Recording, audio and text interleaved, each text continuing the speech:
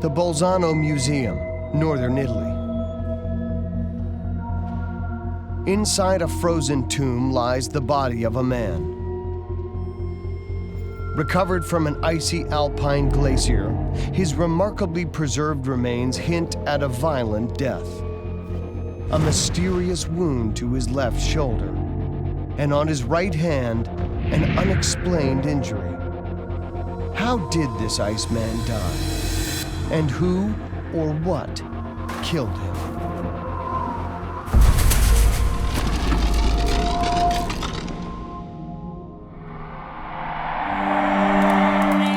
Mummies.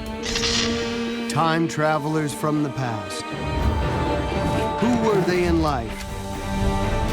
Where did they come from? And how did they die?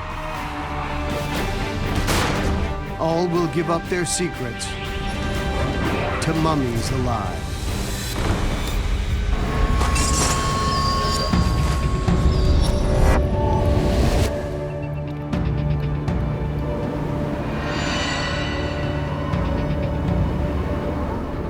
September 19th, 1991.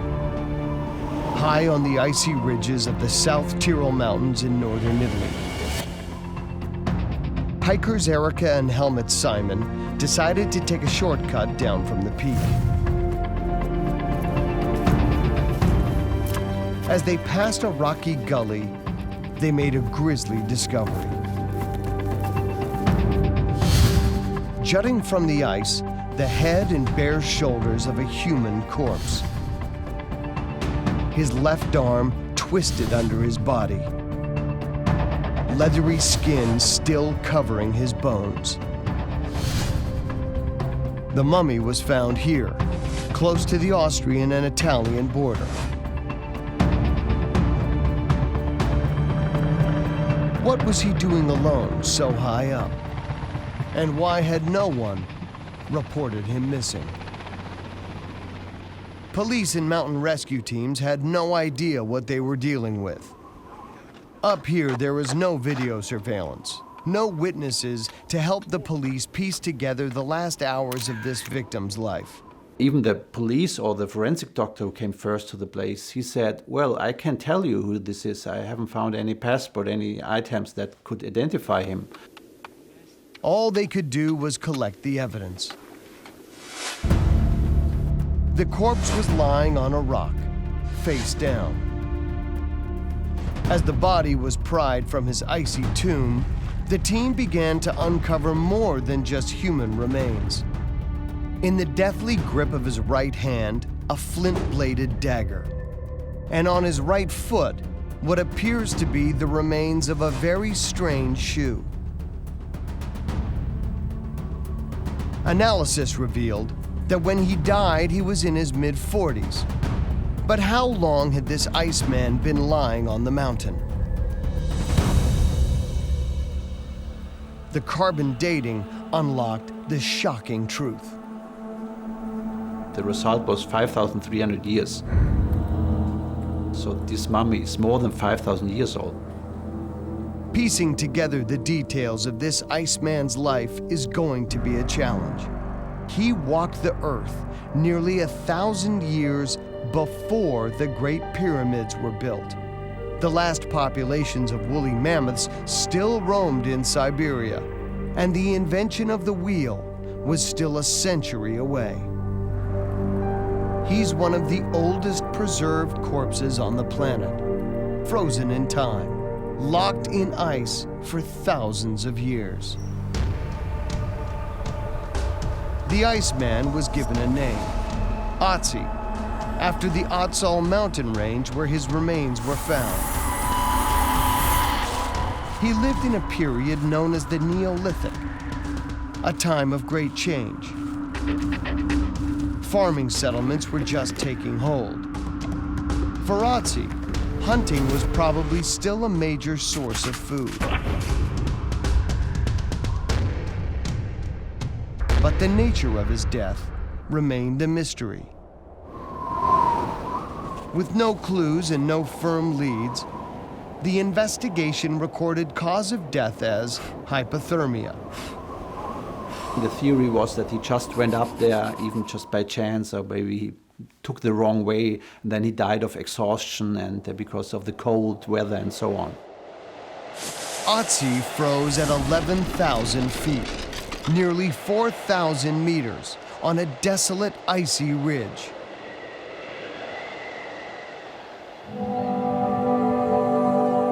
But now, challenging that theory is archaeologist Dr. Francis Pryor, a specialist in Neolithic life.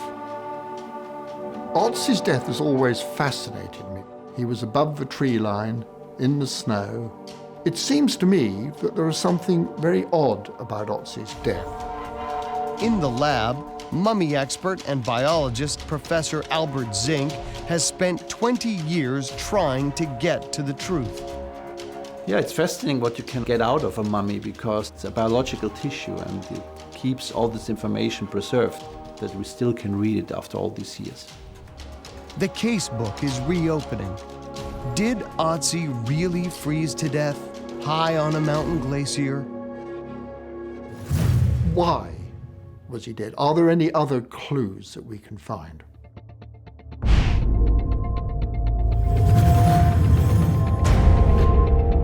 Looking at Ötzi is forensic pathologist Dr. Richard Shepard.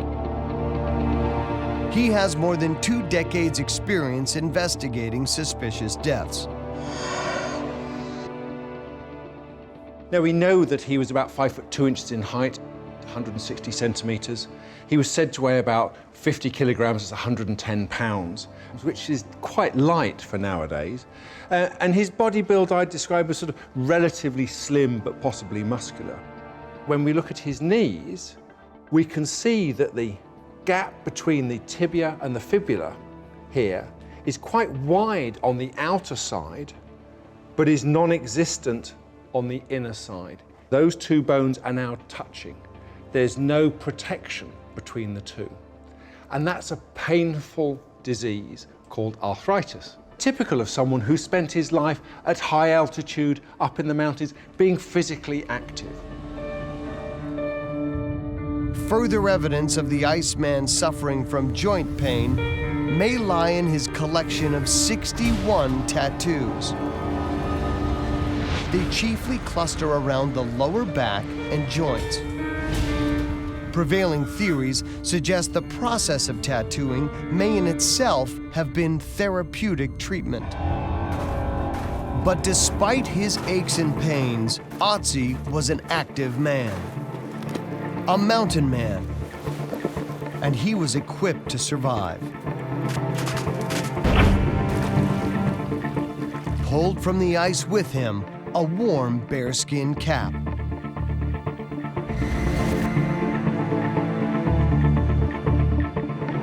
And thick goatskin leggings, the oldest of their kind in the world.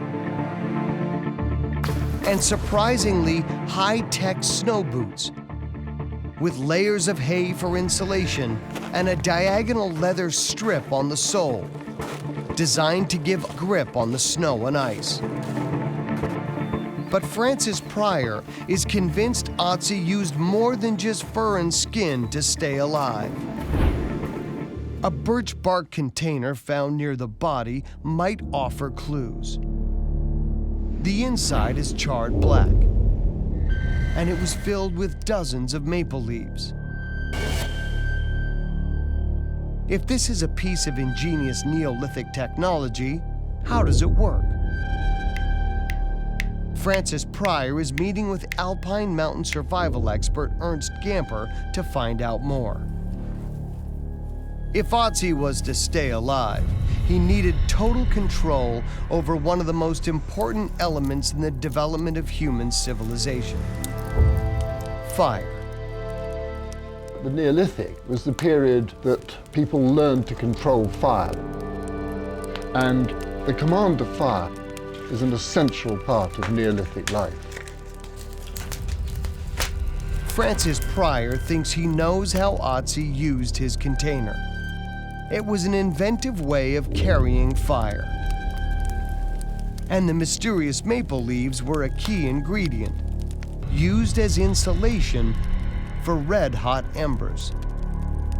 When this was found, a lot of archaeologists thought, no, those maple leaves wouldn't work as insulation. But as you can see, when they're green, they're still very moist, and it does act as an effective insulation and stores the heat. Did Ötzi carry fire into the mountains? We may well discover that this little birch bark box was the only thing that enabled Ötzi and people like him to go up beyond the snow line. You know, this is their survival kit. It's the equivalent of an oxygen cylinder to a modern mountaineer. Ötzi made the tough climb to 11,000 feet.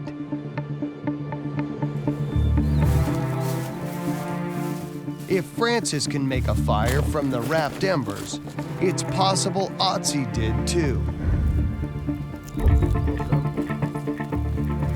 It's effective. Yeah, I'm extremely pleased.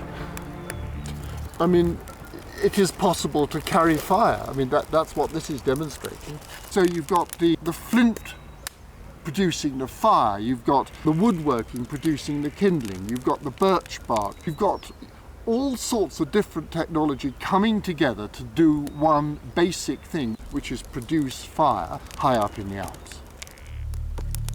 Ötzi's skill in transporting fire shows us that Neolithic man had the technology to survive the extreme conditions of mountain life. It may explain how he was able to climb so high. But though he may have been warm, it did not mean he was safe. What would force him to venture so high on the mountain? Ötzi's got an injury here typical of defending himself against an attack. Perhaps this was no routine hunting trip for Ötzi, and he was forced onto a frozen mountain ridge.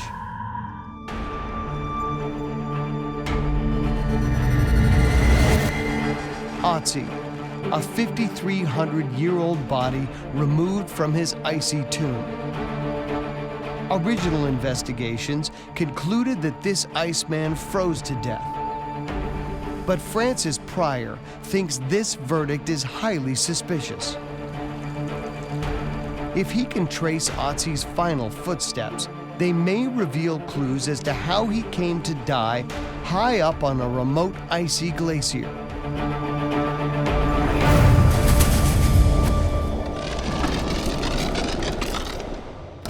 But the trail has long gone cold.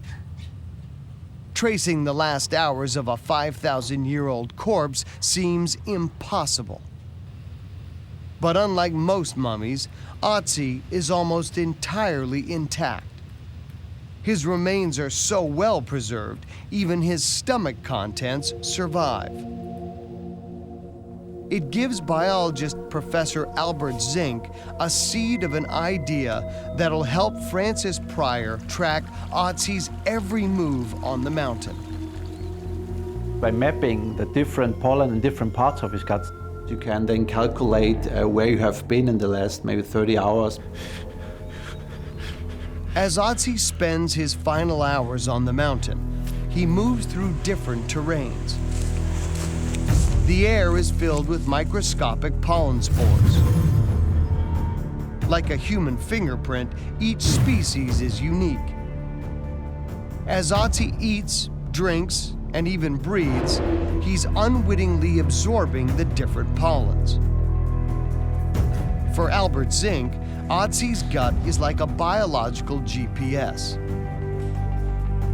Food takes around 33 hours to pass through the body. By examining the pollen at the very end of his gut, Albert Zink can pinpoint exactly where Ötzi begins his journey.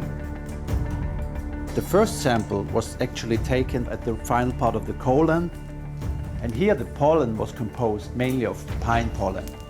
And this shows us that he must have climbed up to a height about 2,200 meters. Pine thrives at high altitudes, up to around 7,000 feet, about 2,000 meters. It places Ötzi here, on the edge of the tree line. The oldest pollen in Ötzi's gut came from up here. This really is no man's land. This area of the mountain is prime grazing land. Ibex and goats would feed on its steep slopes. Hunting was a big part of Neolithic life. Could Ötzi have been up here gathering food? The pollen records definitely show the Iceman had a meal, maybe meat from a kill. One thing we do know for sure. In 33 hours' time, Ötzi would be dead. So where did Ötzi go next? Albert Zink identifies more pollen from halfway through the Iceman's gut. It reveals Ötzi went down the mountain to the lower slopes of the valley. This could put him in his village 12 hours before his death. The exact location of Ötzi's home is not known. So archaeologists have recreated a Neolithic village to reveal the kind of life he might have led.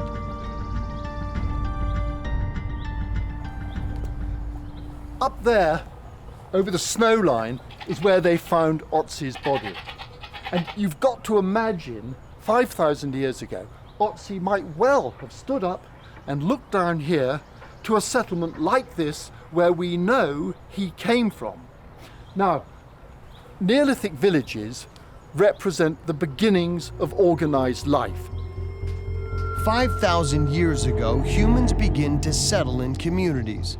They farm the land and keep livestock. Ötzi lives in a period of revolutionary change, at the birth of the modern world. Now, as you can see, it's a proper house. It's been well laid out. Seating areas around the edge of the house so that you're away from the full heat of the fire. Very often you find animal fat spattered around the edge of the fireplace. And this smoke that's coming up here would have gone up into the roof space, and then on its way up, here for example, you can see there's some dried jerky perhaps. So people lived rich lives. That's the point. They didn't just live hand to mouth. Ötzi wasn't a nomad. So why leave his settlement behind and climb high onto an icy glacier and die? Was there a more uneasy side to Ötzi's village life? As life becomes more settled, inevitably you see a rise in tension, and it's something that would have been made worse by the steady population growth. Ötzi may have had enemies. Found with his body was an armory of weapons. A longbow and quiver complete with arrows. An axe lay on a nearby stone. And a dagger. Its ashwood handle attached to a triangular blade bound with animal sinews. Could this knife have been more than just a hunting tool? Dr. Shepard has found forensic evidence that backs this up. Looking at Ötzi's body, there's one thing that caught my eye. He's got a cut that sits in the web between his finger and his thumb, just here. At a higher power, we can see it's quite a deep cut into the tissues. And its position at that point tells me that it's a defensive injury. And a defensive injury is one that's caused when the victim grabs hold of a knife that's been wielded by the assailant. They do it in desperation. And as the knife is pulled through, the cut is formed in that place on the hand.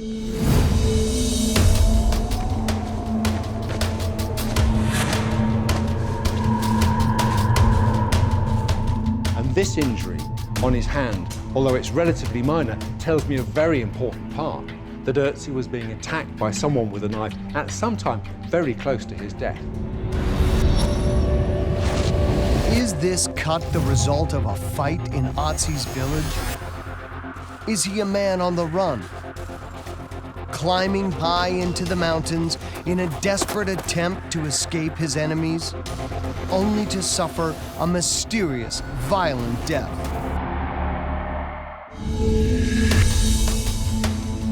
Ötzi, the mummified remains of a 5,300-year-old man. Once thought to have frozen to death, his body is giving up its secrets. Evidence of violence, including a nasty knife slash to the web of his hand. Archaeologist Francis Pryor is following a trail of clues. He knows Ötzi had a meal in his village 12 hours before his death at the top of the mountain. Ötzi left the village. He climbed back up the hillside, up to the tree line, but this time he didn't stop. He continued up and up and up and up to 11,000 feet. That's 3,500 meters. But he never came back. What happened on the remote glacier that led to Ötzi's death? A forensic CT scan of his body suggests something new. Dr. Richard Shepard is having a closer look at Ötzi's skin. He finds something mysterious on the Iceman's left shoulder. We can see an entry wound on his back. Dr. Shepard targets Ötzi's upper torso, peeling back the layers so he can see deep inside the body. As we look at the visualization of the CT scan, we can see at the back the collarbone, and it's quite clear from looking at this that it's an arrowhead in his body. Still embedded after more than 5,000 years is what looks like a Neolithic arrowhead. As the arrow entered his body, it's tracked through the back of the shoulder blade, which is a very thin sheet of bone, and it's then penetrated between the ribs. Ötzi's clearly been shot. But who was his killer? And why pursue him 11,000 feet up an icy mountain? At Ötzi's discovery site, his body lay on a flat stone. Close by were his possessions, including an armory of weapons, a longbow, and a quiver loaded with arrows. Whoever shot Ötzi probably carried the same. The longbow, invented in the Neolithic, was the main distance killing weapon throughout prehistory. It was lethal, it was effective, and it was accurate. It's a bow with an arrow like this that ripped through Ötzi's flesh. But could this weapon have killed him? Neolithic bows were incredibly technically advanced and sophisticated. For a start, the wood they were made from is nearly always yew wood. It has immense strength. These things were the tank busters of their time. They were lethally effective. Combine the power of the Neolithic bow with a razor-sharp flint, and Ötzi's assailant commanded a lethal weapon. Flint is a particularly good material for making arrowheads. This is identical to arrows that were found in Ötzi's quiver. This is the bit that would have fitted into the arrow shaft, and then the thing was bound around with fiber or leather, and the result is something which is, really quite strong. So this is a missile. It's something which would have been absolutely lethal to deer, to game, and of course to poor Ötzi. If Ötzi was caught in the sights of the killer's longbow, then there was little chance he would survive. But was he on the run when he was shot?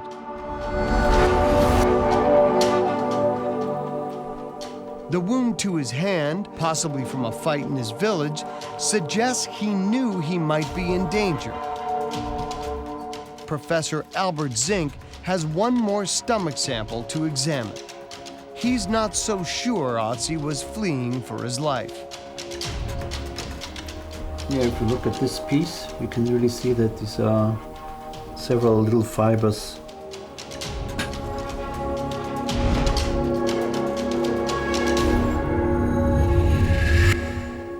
You can see now perfectly here that these are meat fibers, deer or ibex.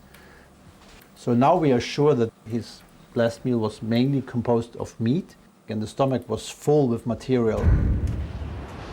Albert Zink knows Ötzi eats his last meal high on the mountain just half an hour before his death. Not the actions of a man on the run. Things aren't adding up.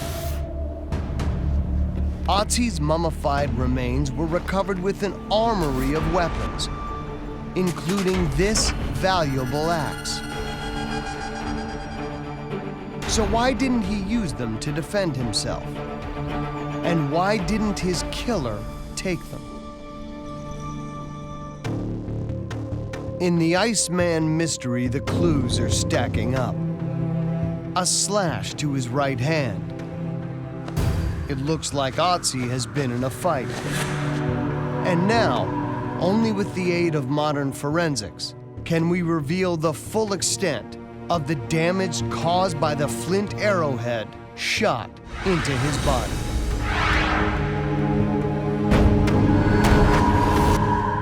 Whoever shot that arrow into Ötzi couldn't have been very far away, and they obviously knew what they were doing because it was a lethal shot. And the arrowhead has created another mystery. Where is the arrow shaft? Who removed it from Ötzi's left shoulder? And what of Ötzi's own weapons? His rare copper axe? And his flint knife? When he was attacked, why didn't he use them to defend himself? Looking at Ötzi's body, he's lying on what seems like the only large rock, and the quiver of arrows is on a limestone slab. Seems to have been put there. This doesn't look like the aftermath of someone killing them with an arrow. This doesn't look like a skirmish or a robbery. Nearby is a longbow, propped up against a rock. It also seems to have been placed there. On the original, you can still see the maker's cuts, but strangely, there is no sign of the bowstring or any way of attaching it. For Francis Pryor, this is a major clue about the motive for the killing. We don't think it was finished. For example, at the ends here, you would normally have a string would loop over this bit, and there'd be a notch on either side at this end and on either side at the other. And there's no sign of them. This, I think, is either an unfinished bow, or just as likely, and this is something no one's mentioned before, but it could be a symbolic bow. It could be a representation of a bow. It looks like a bow, but it isn't a bow. And Ötzi's armory contained more unfinished weapons. Only 2 of his 14 arrows were fitted with lethal flint heads. Francis Pryor shifts the direction of his investigation. He thinks Ötzi's slaughter may have more to do with the location of the body than the crime scene itself. Ötzi was found in a place where the landscape suddenly changes. These areas are known as liminal zones and are associated throughout history with human sacrifice. He was found in a liminal zone. He was above the tree line, in the snow, and that's where we do find sacrificial victims. From the dark pools of ancient peat bogs to frozen mountains at the heart of mighty empires, humans of all ages and social rank have been chosen as the ultimate sacrifice. Valuable offerings to wrathful gods. Did Ötzi meet a similar end and become a human sacrifice on an icy glacier? Francis Pryor believes there is one more piece of vital evidence which will support his sacrificial theory. Near the bow, lying on a stone slab, was one of the most precious archaeological finds ever made: Ötzi's copper axe. The radiocarbon dates for Ötzi came through, and there could be absolutely no arguing with them. This axe was 3300 BC, which shoved the appearance of copper back a full half millennium.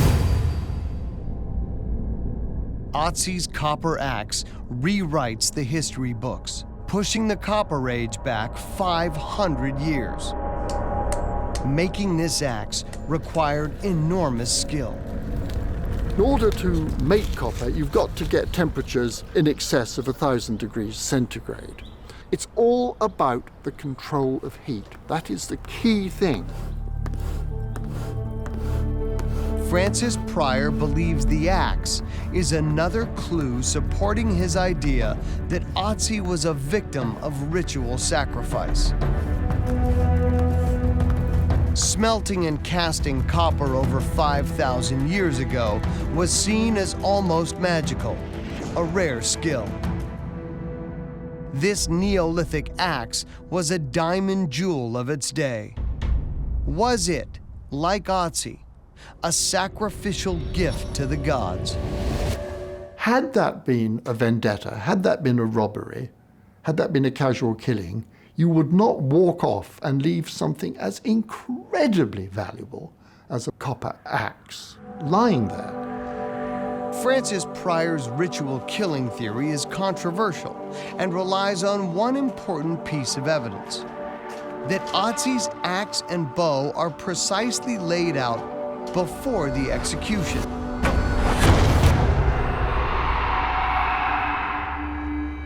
But how can he be sure that after 5,300 years, this evidence of sacrifice hasn't been tampered with? Perhaps the answer to this question can be found in the way Ötzi was mummified.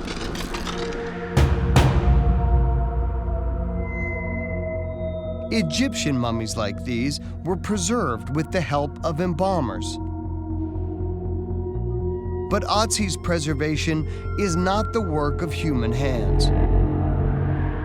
His mummification was the result of snow and ice. Dr. Richard Shepard is examining images from the discovery site. If a body is cooled rapidly after death, decomposition never takes place. So Ötzi in his ice tomb is effectively freeze-dried. Ötzi's extraordinary preservation was down to a unique set of circumstances, the perfect storm of mummification. Fresh snow rapidly covered his remains, and super dry mountain air desiccated his corpse. Soon after, he froze, entombed in a block of solid ice. Ötzi became a mummy, and his ritually arranged possessions are locked in place with him. Francis Pryor's theory that Ötzi is an offering to his gods seems plausible. But Dr. Richard Shepard is not so sure Ötzi is a willing victim. By studying the path the arrowhead took through Ötzi's body, Dr. Shepard makes a surprising discovery about the location of the killer. When we look at the angle of any wound, it gives us a clue as to the direction, the force that struck the body. And that's the same with bullets as it is with arrows. We can look at the position of the arrow in the body, and that gives us a direction that it entered the body, because it's going to travel in approximately with a straight line. Dr. Shepard begins to form a picture of the killing scene. It's quite clear from looking at this arrow that it's traveling upwards and forwards from the back. So the shot has come from behind Ötzi and below him. The upward angle of the arrow suggests Ötzi wasn't standing still when his executioner struck.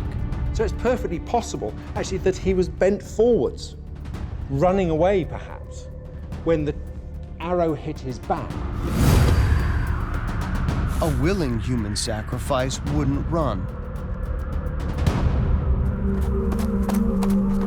Is it more likely Ötzi was trying to escape from someone in his village? There's the defensive wound on his hand, made only hours before his death. Ötzi escaped to the mountains, his last ever climb. I find it hard work, whereas poor old Ötzi, he had a heavy old bow. His shoes weren't the greatest. What was it like for him? I can't imagine. Despite Ötzi's age and arthritis, he manages to climb 11,000 feet, beyond the tree line, and onto a desolate glacier. He seems to have felt safe enough to eat a big meal. The stomach was full with material. But minutes later, Ötzi was shot. The forensic picture of the crime scene is coming together. But Dr. Richard Shepard is not convinced that the knife slash to the hand and the arrow strike were the only injuries inflicted.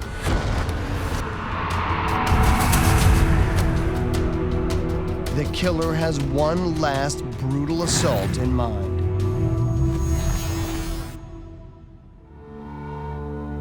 For over 5,000 years, the Iceman has kept his deadly secret. A mummified corpse frozen in his icy tomb. Now the truth about Ötzi's death is emerging. Dr. Shepard thinks the upward angle of the arrowhead suggests Ötzi may have been running and not a victim of ritual sacrifice. And Albert Zink believes he had made a deadly enemy. I'm sure that he was killed because of a kind of conflict. He had a deep cut wound on his right hand. This must have happened before he was killed. And Ötzi only had one place to go. He knew this territory very well. He knew the mountains. So he went up to a place where he felt very safe. Ötzi was equipped to survive high in the mountains.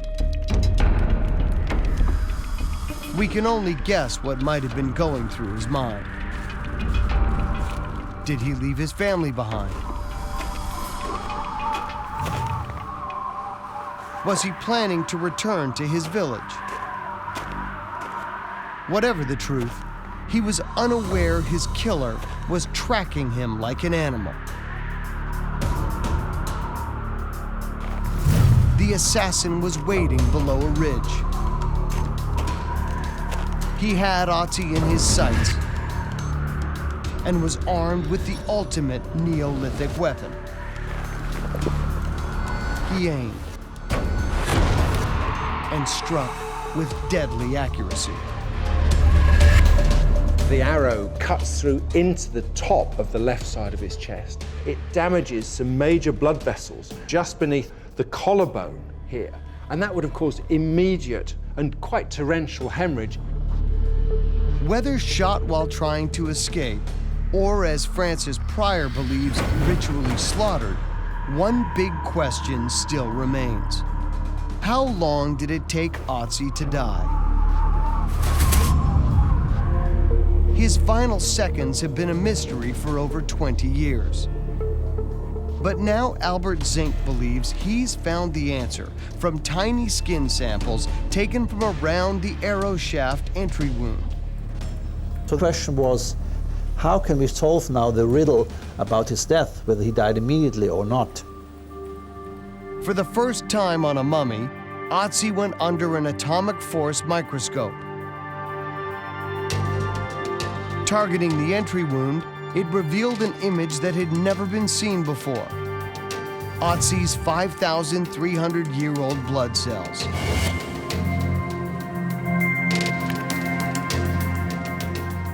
But Albert Zink spots something else, a blood clotting protein called fibrin. So when you cut yourself, the body tries to immediately react and, let's say, to close the wound. And the first thing the body expresses is a protein called fibrin. This happens immediately in the first seconds of the wound reaction. The fibrin flooded Ötzi's wound, and after a while, it should have disappeared. But it didn't. And when we had a closer look, we found a lot of fibrin.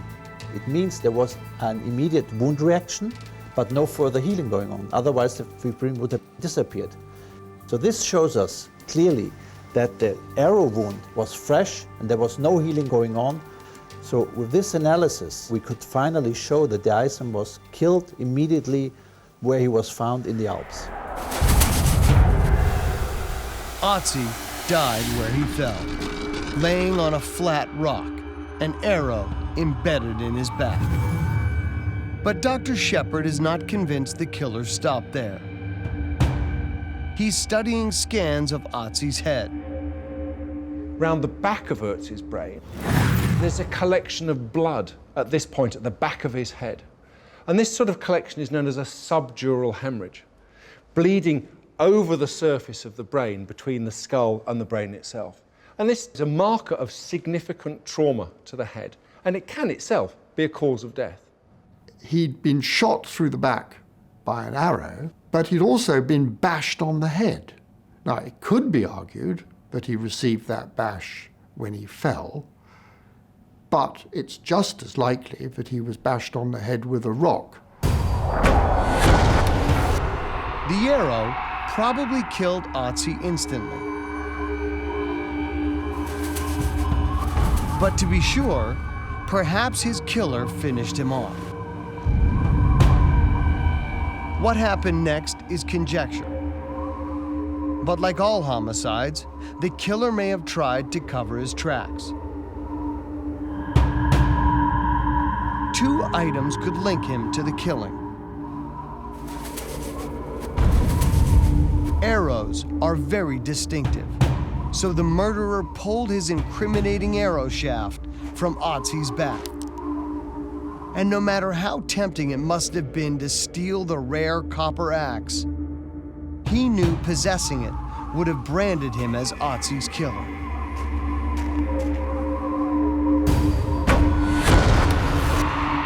The motive may always remain a mystery, but like all homicide cases, his body has given up many clues, revealing his life and the brutality of his death. Today, preserving Ötzi's frozen remains is a #1 priority for the Bolzano Museum. His body is kept at a chilling 21 degrees Fahrenheit, and every 6 weeks he's sprayed with sterile water to protect his skin. The glacier that was Ötzi's original tomb has shrunk by nearly 1/3 in the last 25 years. The retreating ice could mean it's just a matter of time before more Ötzis are discovered. Yeah, I'm quite sure that with the retreat of the glaciers and of the ice, maybe there will be some more mummies showing up. I think there's still more things to learn, and I think in the future we'll have the chance to have a closer look there.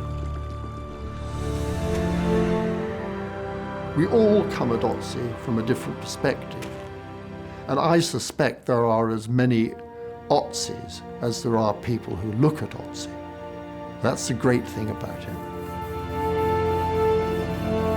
Ötzi is an ancestor to all of us, preserved by an extraordinary chain of natural events and discovered by chance. His existence today gives us a rare and precious glimpse of our long-lost past.